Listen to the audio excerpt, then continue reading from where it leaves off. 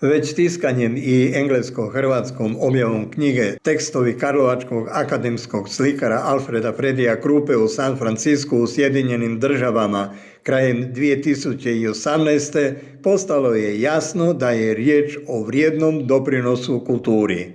I to ne samo na području teorijskih promišljanja likovne umjetnosti, konkretno vodenih slikarskih tehnika, već i likovne pedagogije.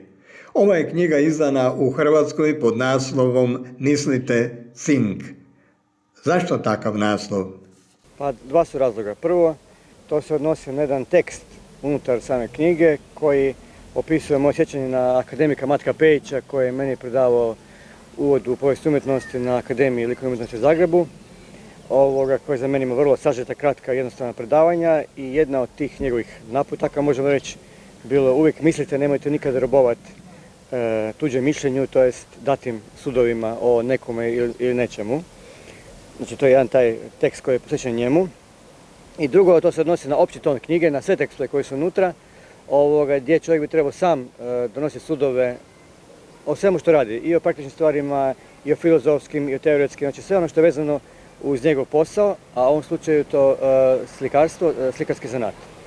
Ubrzo se potvrdilo kako je knjiga tekstovi, zbirka tematski različitih ranijih objava Alfreda Fredija Krupe uistinu djelo koje će pridonositi razvoju likovne umjetnosti.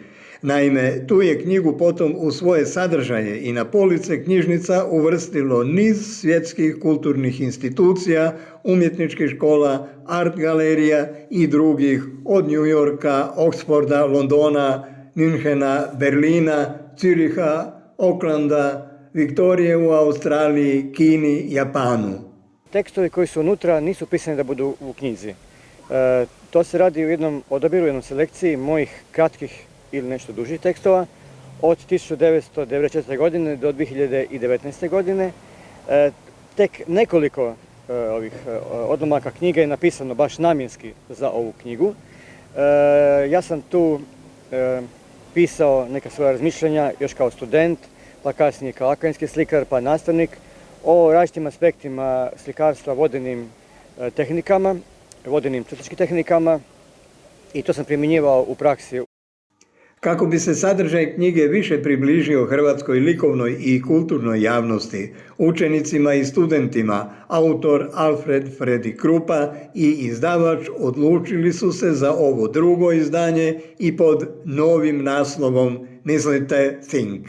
Ovo izdanje, koje sad se predstavilo, je izdano ove godine u nakladi Pučko otvoreno učilište Sveti Ivan Zelina, kao 99. knjiga u maloj biblioteci Dragutin Domjanić, također na engleskom i hrvatskom jeziku. Međutim, ovo izdanje je značajno luksuznije i u tehničkoj izvedbi, znači i u broju u papiru i načinu tiska.